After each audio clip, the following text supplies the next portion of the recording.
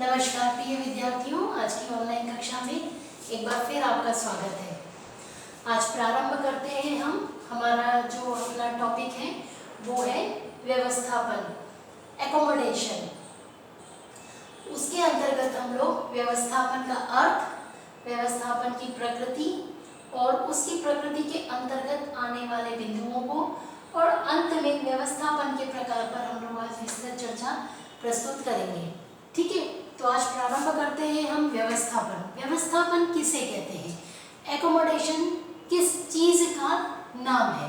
ठीक है, तो व्यवस्थापन एक ऐसी संगठनात्मक सामाजिक प्रक्रिया है कि अर्थात इसे हम ये कह सकते हैं कि संघर्ष की स्थिति, मतलब जब किसी दो व्यक्तियों के बीच में या दो समूह के बीच में जब किसी बात को लेकर के संघर्ष उत्पन्न होता है, तब उन दो व्यक्तियों या समूह के बीच में जो सामंजस्य स्थापित किया जाता है उसी का नाम हम कहते हैं व्यवस्थापन।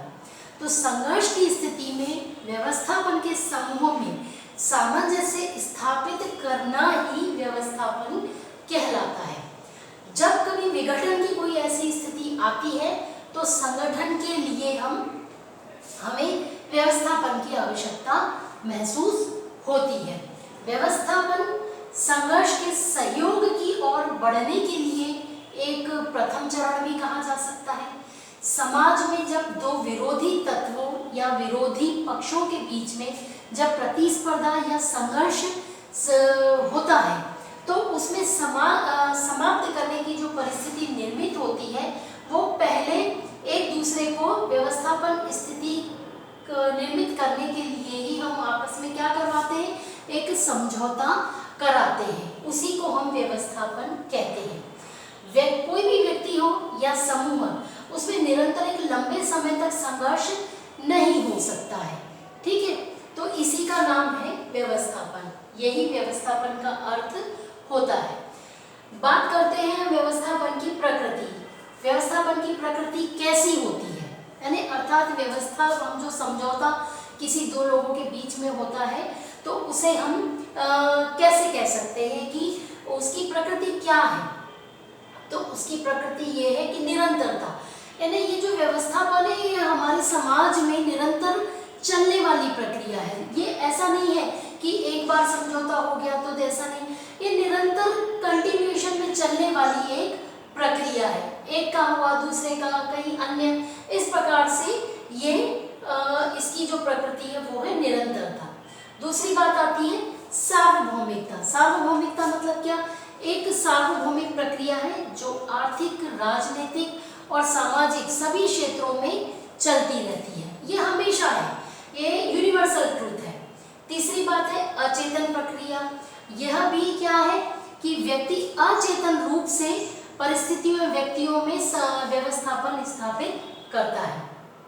तीसरी बात आती है प्रेम एवं घृणा का मिश्रण। व्यवस्थापन में प्रेम और घृणा का जो मिश्रण होता है वो बहुत ही मुख्य बिंदु है। क्यों?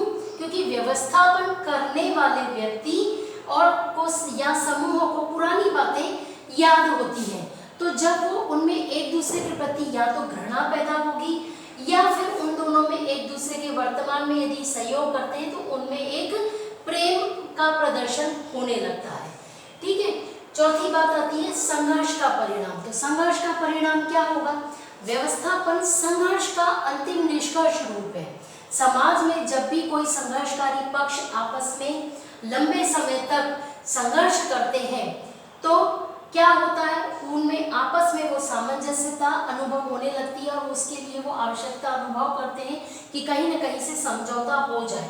तो इसी कारण से वो व्यवस्थापन को, उसमें समझौते को, अपने संघर्ष में विराम देने के लिए उसको स्थान देना चाहते हैं।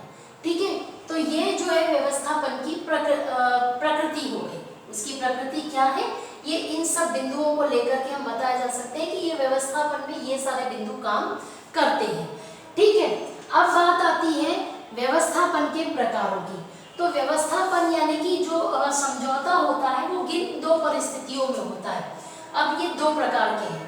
पहली बात है समप्रस्थिति व्यवस्थापन और दूसरा है उच्च निम्न परिस्थिति व्यवस्थापन। इसका अर्थ क्या है यदि पहले की हम बात करें तो जब दो समान परिस्थितियां वाले जो व्यक्ति हों या दोनों की परिस्थितियों के समान परिस्थितियों वाले समूह हो, जब इन दो लोगों के बीच में या समूहों के बीच में संघर्ष उत्पन्न हो जाता है तो उन संघर्ष को समाप्त करने के लिए जो समझौता किया जाता है वह परिस्थिति व्यवस्थापन कहलाता है।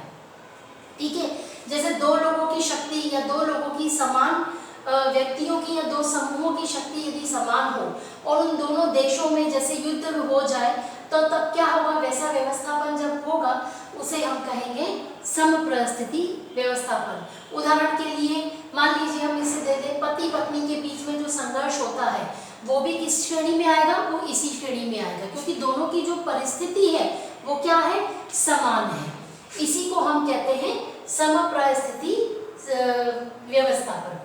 दूसरी बात करते हैं उच्च निम्न परिस्थिति व्यवस्थापन। इसमें क्या होता है कि जब दो ऐसे व्यक्ति हों या जब दो ऐसे समूह हों जिनमें उनका संघर्ष होता है, उनकी परिस्थिति कैसी होती है, उनका स्टेटस क्या होता है, एक का ऊंचा और एक का नीचा, एक निम्न वर्ग का होता है और एक उच्च वर्ग का होता है।